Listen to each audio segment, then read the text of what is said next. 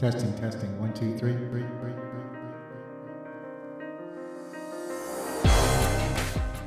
Thank you for joining us. We're back on the block and back in black on Backlit Cinema, the podcast. I'm your host, Zo. That's Z-O or Z-O if you're outside of the U.S. We're taking a look back at the movies of yesteryear. This is the 71st episode. Thank you for downloading or streaming. We really appreciate it.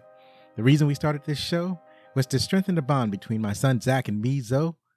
We watched movies that I loved when I was growing up in the 70s, 80s, and 90s, and I'm going to tell you what Zach thought about these classic movies that we just watched yesterday.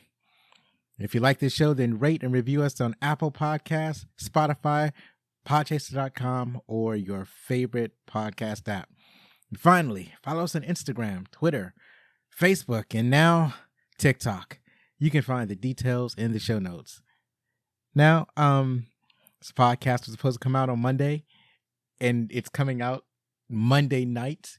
If that, it might be early Tuesday morning. I don't know. I'm recording it right now, and it's going to take time to edit the show. So, and I'm probably going to push the show back to Tuesday. I'll keep you posted. I might push the show so that it comes out on Tuesdays instead of Monday. I thought Monday would be fine, and now I am not so certain. So stay tuned. I will keep you posted. Also, in other news, we were supposed to feature True Lies this week, but it's not available on streaming, and I am not sure that I have that physical CD copy. I'll have to check the stash, and if I don't have it, I have to go and go out and purchase it. And so we might take a look at it next week, or it might be something else. But I will keep you posted on that as well. But yesterday, as I was scrambling to find a replacement for True Lies on short notice, because I, suddenly realized that it wasn't available and I didn't have time to look for it, just kind of scrolling through HBO, trying to find a movie that would fit the profile of what we do on this show. And what I found were The Ice Pirates. That's the name of the movie. Have you heard of this movie? Probably not. It has a couple of stars that you may have heard of, which we'll get to talk about. But yeah, this I have to admit, this is not a great movie. This is not great cinema as you might expect from this show. But it is a show that I really loved when I was growing up, and only because I was young and young and not particularly bright.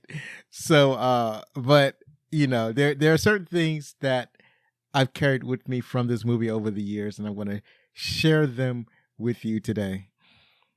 So, let's talk about this movie.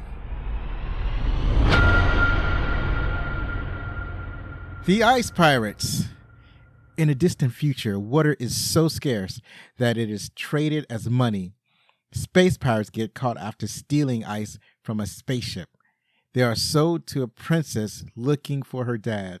Her father might have found a planet abundant with water. This movie was released on March 16th, 1984. It was produced by Metro-Goldwyn-Mayer and JF Productions. It grossed over $14 million in the U.S. and Canada on a $9 million budget. It had very poor reviews. Very, very poor reviews.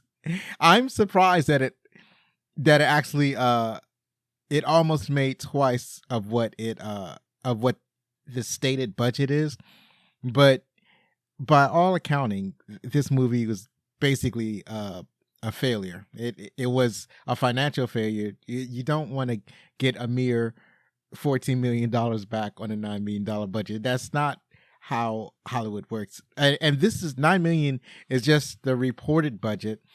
It's probably more, and they almost never include the marketing. And I'm pretty sure that with marketing, it is probably $14 million total or more as far as the budget for this movie is concerned. So most people would consider this a financial flop. This movie was starring Robert Urich as Jason. You might have seen him in Magnum Force, Lonesome Dove, or where I know him from, Spencer for Hire. I used to love that show, and I watched the crap out of it. Also starring Mary Crosby as Princess Karina. She was in Dallas and The Mask of Zorro. I believe that's the new one with Antonio Banderas. Also, Michael D. Roberts as Roscoe. He was in recently A Star is Born and another classic, Rain Man. Angelica Houston as Maida. Maida? I'm going to go with Maida. She was in The Grifters and The Addams Family from 1991. She was fabulous in that movie.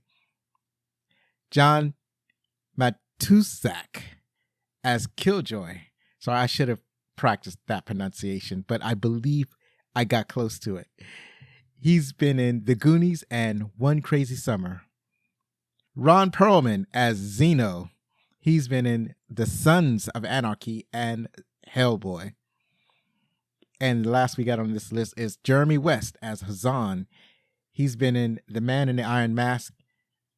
That was the 1998. It's a 1998 production. I don't think it's the newer film with. I'm trying to think. Leonardo DiCaprio. I don't think it's that film, but it is a production of some sort of The Mask of the Man in the Iron Mask. Oh, I'm getting all my movies mixed up.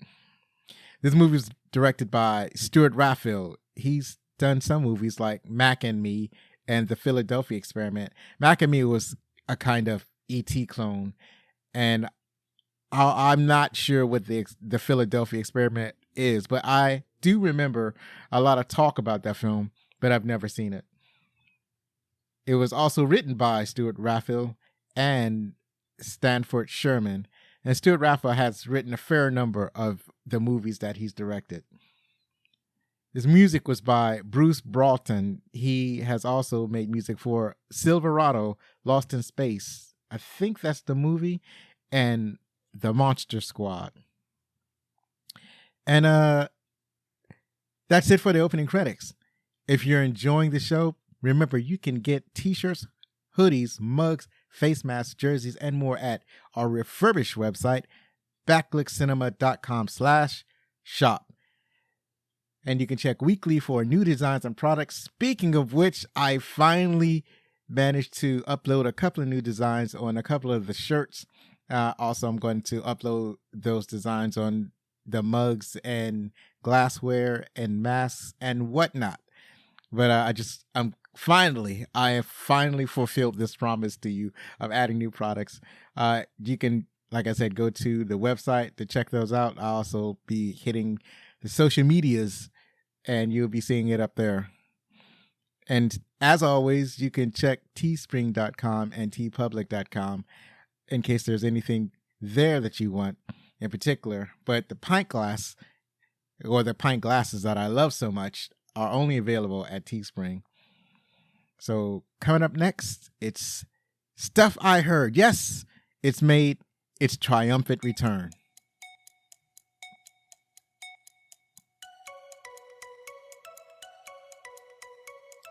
So this is some stuff I heard on the interwebs the past couple of days. So let's see what's happening. So according to a Variety article by Salmon Hailu, Fred Savage, former child star of the 70s, 80s, and 90s family drama The Wonder Years, has been fired from directing and producing the current updated series The Wonder Years after findings of an investigation by 20th Television into inappropriate conduct accusations by other employees. Ew, what is he doing? And apparently he's been accused of inappropriate conduct on several TV series. I guess both behind the scenes and on camera. Well, not on camera, but behind the scenes essentially. I don't know what's going on because he's behind the camera in the new Wonder Years show, and I guess he's done some behind the camera work on some other shows he's worked on. I used to watch the Wonder Years, and I used to love Fred Savage in that show. I don't know what's going on with the dude. Hopefully it's something that he can bounce back from. An article by Clayton Davis of Variety reports that Will Smith's emancipation is shifting to 2023. It was supposed to drop this fall, but I guess Apple TV Plus is waiting for the heat to die down from that Oscars moment. So apparently they're still planning on putting it out, but they just want to distance themselves from that incident. And finally, Screen Rant's Cooper Hood reports that Guardians of the Galaxy 3 and the Guardians of the Galaxy Holiday Special has wrapped filming. I think a lot of people have found this post by the director on I think he put it on Twitter. James Gunn is the director, and I think he put it up on his Twitter's account. And I did see a picture. It was a nice picture of some of the cast, basically sitting on a couch. I guess luxuriating in the fact that they have finished filming. So I am excited about this project, especially after seeing the Multiverse of Madness, and especially after seeing the things that James Gunn can do as a director. The man can cook. That's all I can say. The man can cook. And now we've come to the meat of the show. We're going to talk about our favorite parts.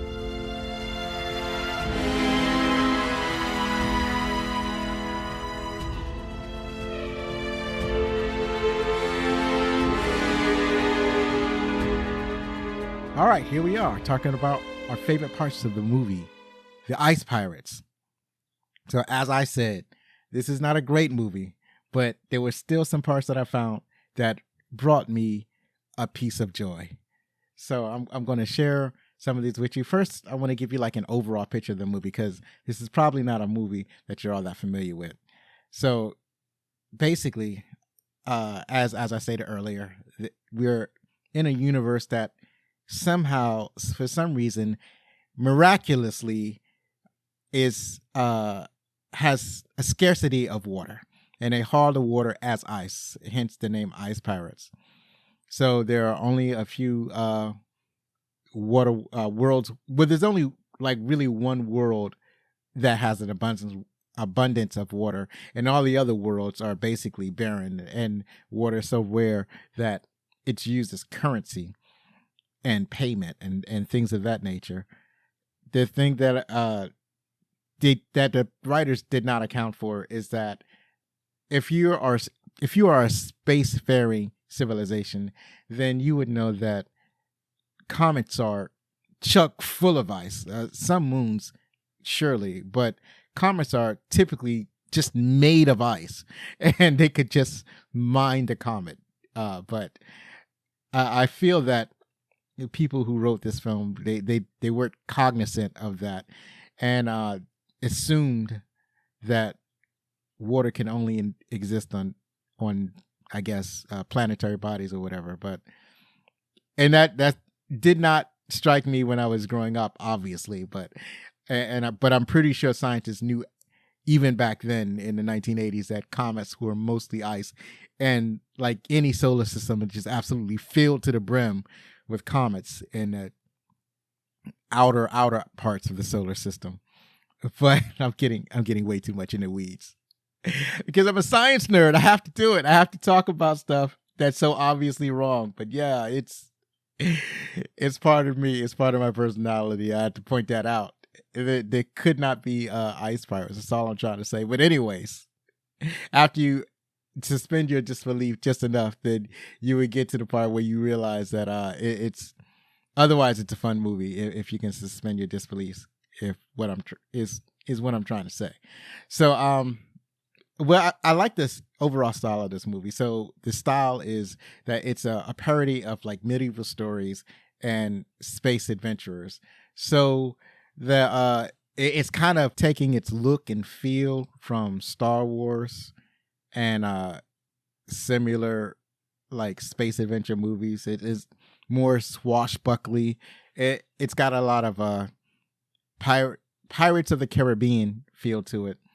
So the so-called ice pirates are like almost dressed as pirates, and their adversaries, they're kind of like got elements of medieval armor. Like many of the soldiers have like chainmails over their head as part of their uniform, and then there are bits of mail strewn throughout their costume. So that it's an interesting aesthetic, and I really enjoyed that. So the basic premise, as I told you, they go around, they hunt for ships that are carrying ice, and they steal that ice. And in this story, they steal ice, they get captured, they get rescued by a princess, and the princess, having rescued them, basically convinces them to do her bidding. And what her journey is that she lost her father, and she is trying to both find her father and then find the thing that her father had wanted her to find. So her father disappeared because I guess the rumor goes around that he has discovered a world that's abundant in water, like overly abundant. So in order for the people in power to maintain their power, what they do is that they disappear the princess's father.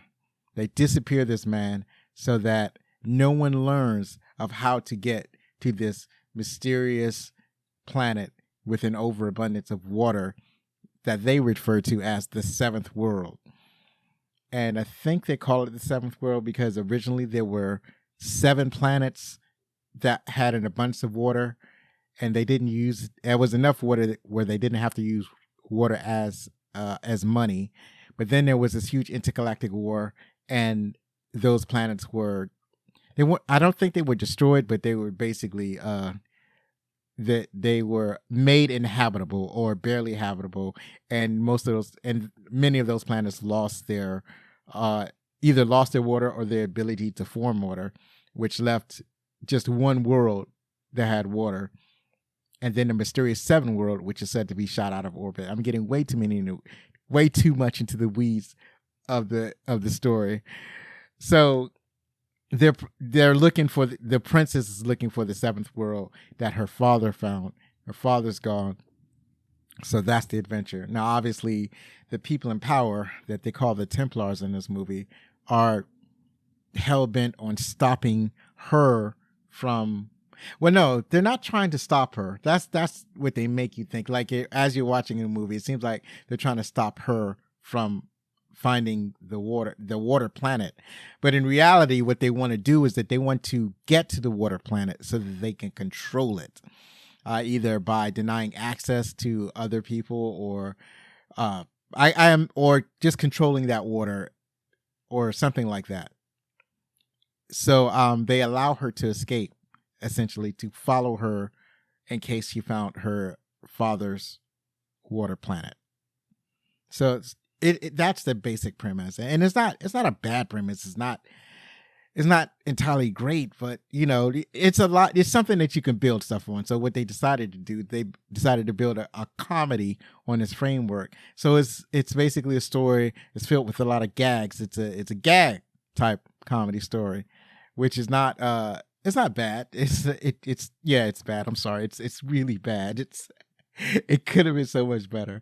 The gags barely work that they use, but there are a couple of moments where you can chuckle at it. You can chuckle at it. Like if you're a lot younger and you haven't experienced a lot of stories, then it'll be way more hilarious than if you're like 50 years old and watching this movie again. It's like, well, it's not as funny. It's not as funny this time.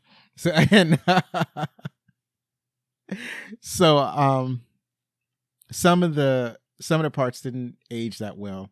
So the pirates are basically the heroes in the movie. And you had like one pirate, the main pirate, Jason, like one of the things he's doing is looking down the blouse of a sleeping woman. A gag like that does not play well. He attempts to look down her blouse, but he's interrupted by, and this is like during the time where they're trying to steal the ice. So like during this heist, he's taking time out to basically molest this sleeping woman. But, he's interrupted from looking down her shirt, her blouse, and they continue with their heist or whatever. And just before they make their escape, like he wants to basically take her, right? He wants to, because she's sleeping not because she's asleep, but because she's in some kind of hibernation chamber for some reason. That's never explained. It's never explained. Everybody else on the ship is awoke and awake, and they have faster than light travel and all this sort of thing. So it doesn't, there's no real explanation of why she's in a hibernation chamber or whatever. So he basically kidnaps the princess, presumably or ostensibly to ransom her, and then they make their way to try to escape, as I said earlier, and they subsequently get captured. So, as some of the gags that had happened in this movie, there's a running gag with the faulty and dumb robots. There's lots of robots in this movie. They're very ugly. It's hard to tell the robots apart because the pirates have robots and the Templars have robots, and they all look pretty much exactly alike. The costumes are ugly. It's hard to tell what, their arms from their torso. It's that type of thing. But the gag is that the pirate robots are constantly failing. Instead of fighting, they tremble in fear. They in the midst of a fight, they'll attack their friends instead of their foes. They barely, some of them can barely walk. They're confused a lot of times.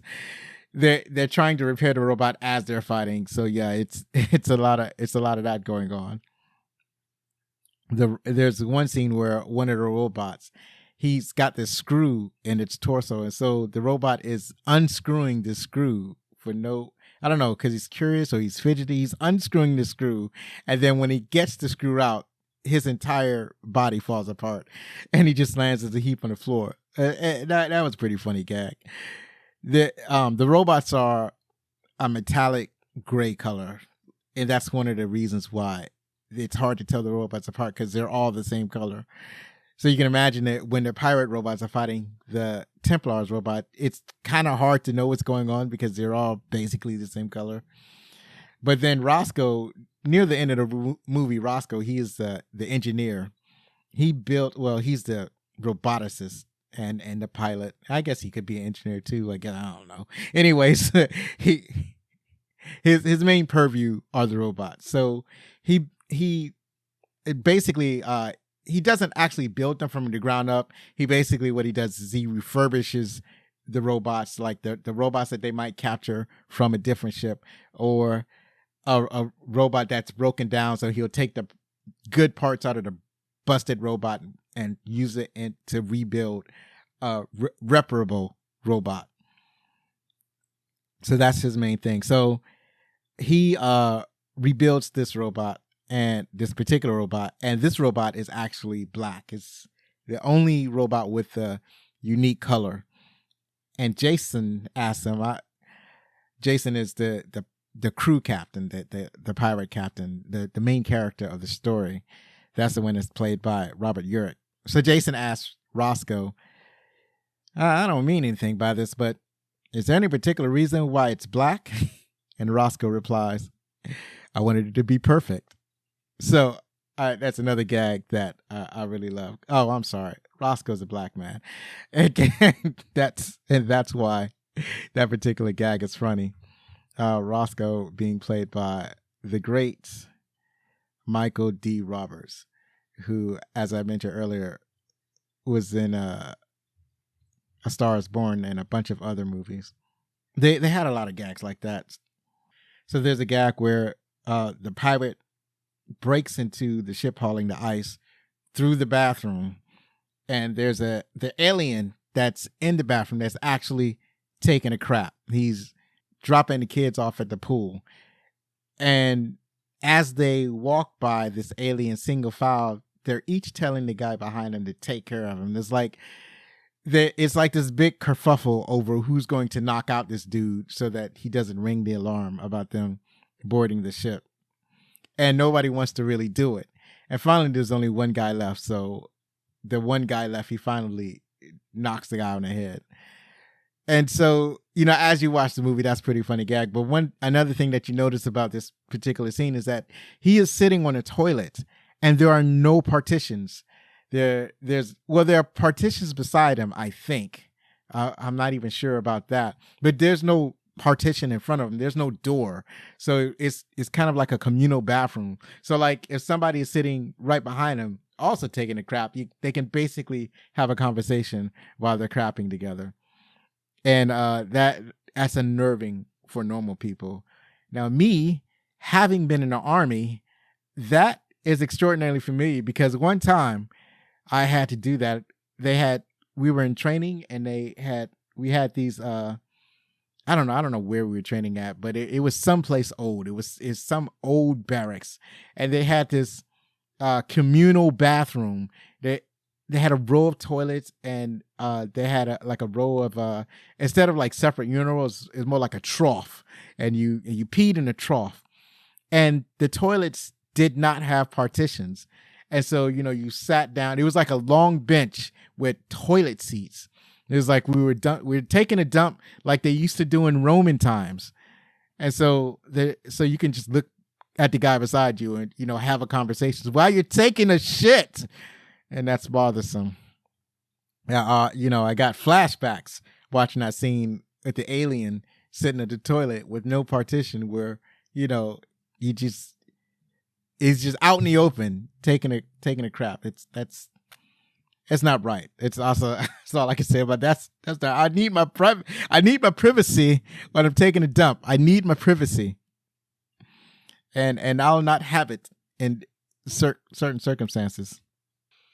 So as I mentioned, after they get the ice and they make their escape, they're captured. So when they get captured, they're transported on the ship, and they're going to be processed. So they meet this prisoner, and his name is Killjoy. And while they're drinking their soup, Killjoy has a handful of gold necklaces. So he's asking them, I'll trade you these gold necklaces for some of your soup, just a quarter of your soup. I give you a handful of gold necklaces. So along with water, gold is also traded. So at first Roscoe refuses, and then he submits, and he trades the little bit of soup that he has left for a handful of gold. And then they ask Killjoy, what is he in for? Why is he on a prison ship? And he said, grand larceny, stealing, stuff like that. And as soon as he said that, some guy starts screaming about somebody stole his gold. Who stole my gold? Who stole my gold? And that's when you immediately realized it was Killjoy that just stole that gold and then traded it to Roscoe for some soup. And that was kind of funny. But Killjoy managed to talk the guy. It was a gigantic, muscular guy crying about his gold being stolen. But Roscoe managed to talk him out of like fighting or anything like that. It's like, we don't have it. It's like, if you try to fight us, then they'll probably take you out and punish you some more. So, it's like, we just don't have it, right? So Killjoy basically talked him out of the fight. But that was a kind of a funny sequence. Another funny part of it was while they were prisoners, they see another prisoner who is a monk, and Killjoy tells them that everybody's going to be castrated. That's the processing. They're going to be castrated and sold as slaves. And so they looked over at the monk and they said, "What about him?" He says, "Except the monks, just in case there is a God." So time passes, and then everybody starts leaving the ship, and they kind of lose sight of Killjoy. But then when they see Killjoy again, he's wearing monk's robes. So either he found something that he could fashion as a robe, or probably more likely, he knocked out the monk and stole his clothes, or he stole the monk's clothes while the monk was sleeping. So now he's leaving the ship as a monk to avoid castration.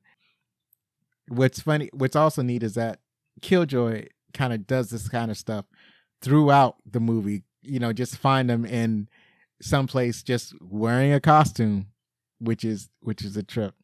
So there's a sequence where the two captured pirates, during the fight, when they get captured in outer space, their ship, they have a crew of like 5 or 6, and the ship that they have basically has the ability to split apart. So about 4 or 5 of them was able to get away, and Jason and Roscoe are the pirates that were captured. Not all of the pirates, just Jason and Roscoe. So there's a sequence where Jason and Roscoe are on a conveyor belt getting processed, where they're being prepared to be castrated and enslaved.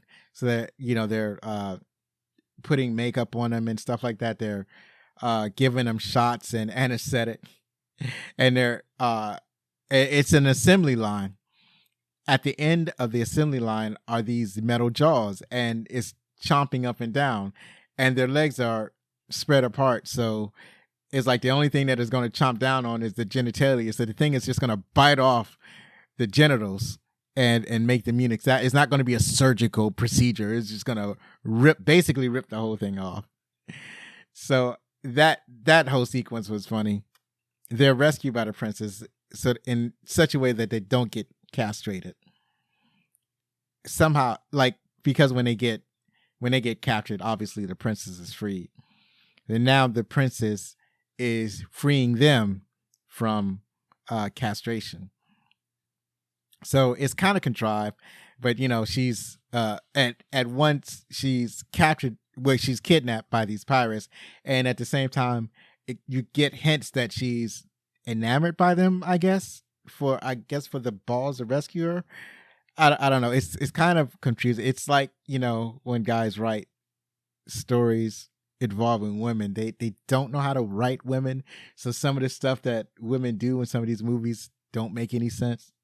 But that's basically the gist of it. She's kind of taken by these pirates, I guess, for having the guts to try to kidnap her. So she's rescuing them, presumably because they have the goal that she needs. They have the wherewithal, or they're smart enough to help her complete her mission.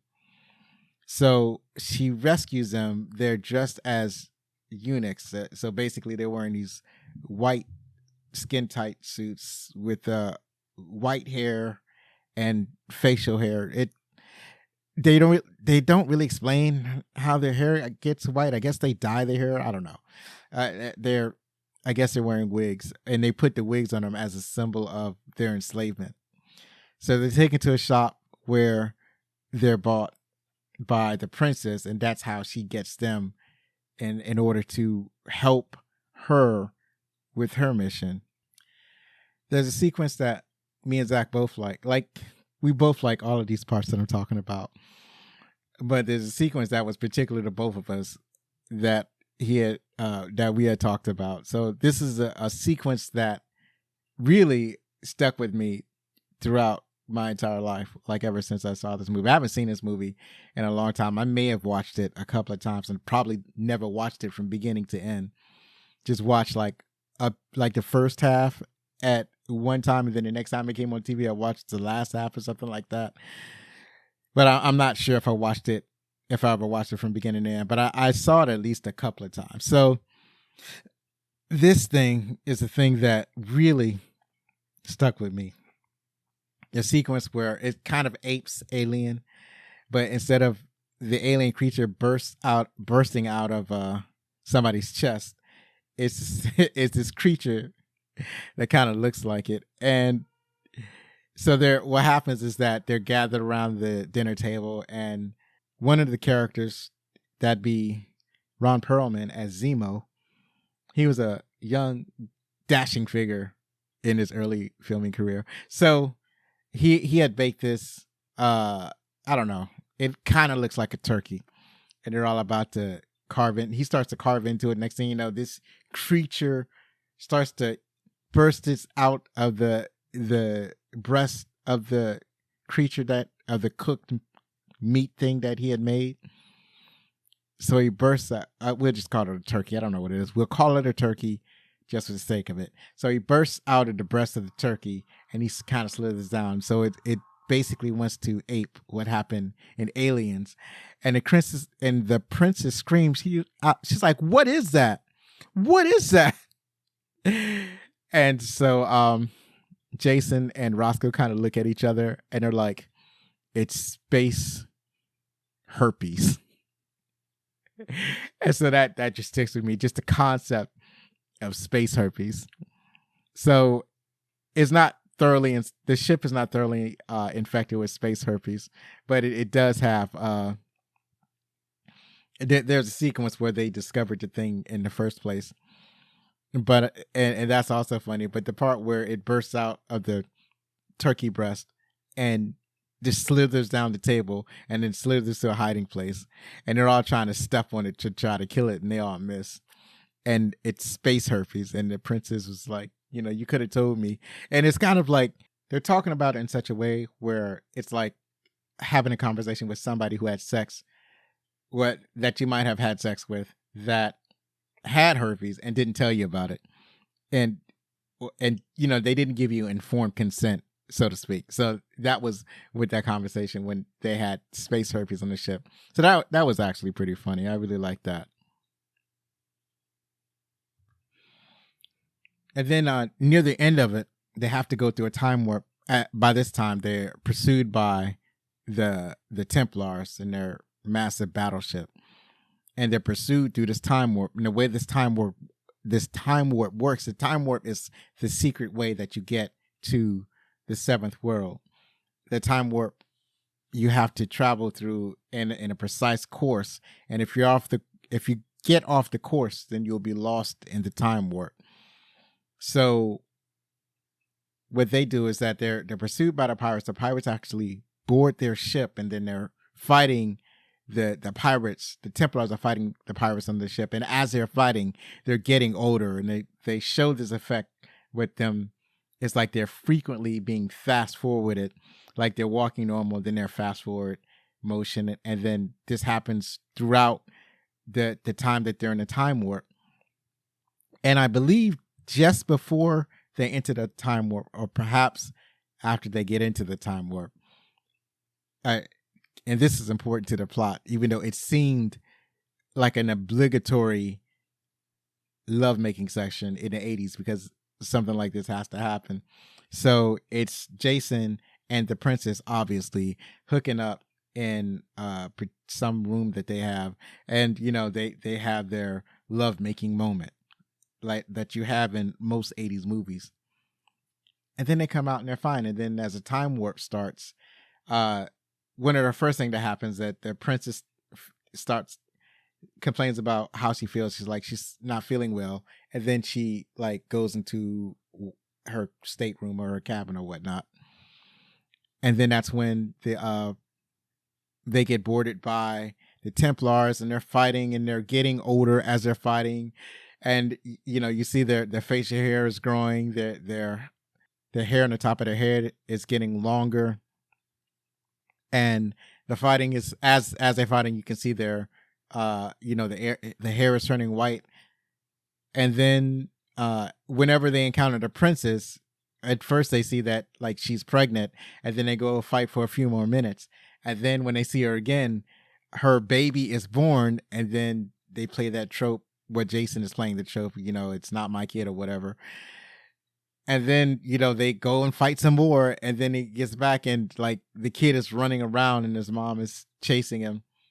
Time is going so rapidly that as Roscoe is getting older and as his robots are falling, he has time to repair the robots and put them back into battle. And then some people, they're getting so old now, they're dying of old age instead of dying in the fight. And then it gets to the point where most of the Templars are defeated, but there's one last, the commander of the ship and one of the leaders of the Templars. He's about to win, because the only people left alive basically are Jason and this guy, and I think Roscoe might be alive, but he's incapacitated or something. So just as about to lose it all, a young man comes, and it's Jason's son, and it's his son because he looks just like Jason, because his son is being played by Robert Urich. And he comes and he basically swings and he kicks the bad guy, and probably the bad guy dies because the bad guy is also old. And then the scene starts flickering between before that moment, as they're all old and dying, and the moment before they entered the time warp. So it flickers, and then they're young again, and they come out of the time warp. But the Templars are nowhere to be found, because when the Templars' ship entered the time warp, their ship was 1 degree off. and because they were 1 degree off of that time warp path, they got lost in time, and they find the 7th world that's full of water, which is of course Earth, because why wouldn't it be Earth? And another thing I kind of want to point out that, like I said, a lot of the stuff in the movie didn't age well, so there's some sexual innuendo that's outdated. There are at least some strong woman characters. So the princess Karina, as I said, she's the one that rescues the pirates, and she rescues, well, specifically she rescues Jason and Roscoe, and she compels them to help her, essentially blackmailing them to help her. Maida is like the fighter. She's like the badass chick who is the best fighter that the pirates have. And it's kind of a trope because she doesn't really do much else in the movie but like look tough and win her fights. That's basically what she does in the movie.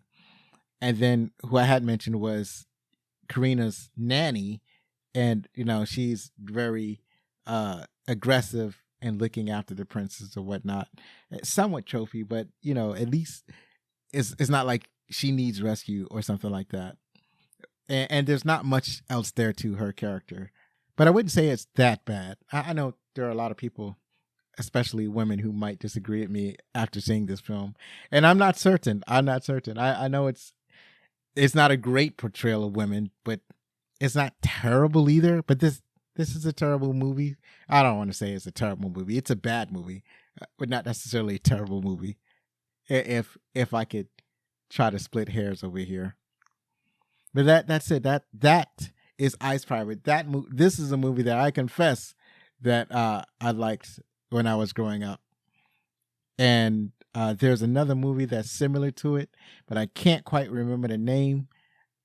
And I mentioned it to Zachary, but I can't remember. I think it's The Time Pirates. It might be The Time Pirates. I'll have to look it up. The Time Bandits. That's what it's called. It's called The Time Bandits. I'll stake my life on it. The Time Bandits. So that's it for the favorite parts. Let's talk about the trivia.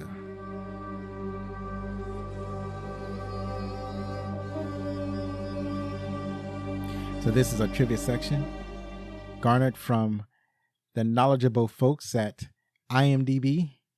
Where did they get this from? Various media sources, I'm sure. So this film was intended to be a serious sci-fi film with a $20 million budget. MGM slashed the budget to $8 million and had the script rewritten as a comedy. According to a crew member, the entire sound team was fired mid-production and replaced without explanation. That's crazy. Jason is named after the title protagonist of the Greek mythology film Jason and the Argonauts from 1963. The film is based off the ancient Greek myth of Jason and his crew of sailors as they set off on a quest to search for the Golden Fleece. I've seen bits and pieces of that film. I wish I had watched it from beginning to end.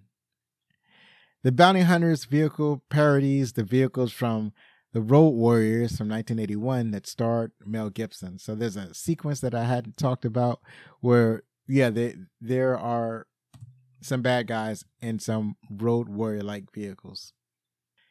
According to director Stuart Raphael, the film's original ending included a sequence of the crew flying over modern-day Miami Beach. This sequence was cut out by an MGM studio executive without the director or producer's knowledge just before the film was sent for distribution.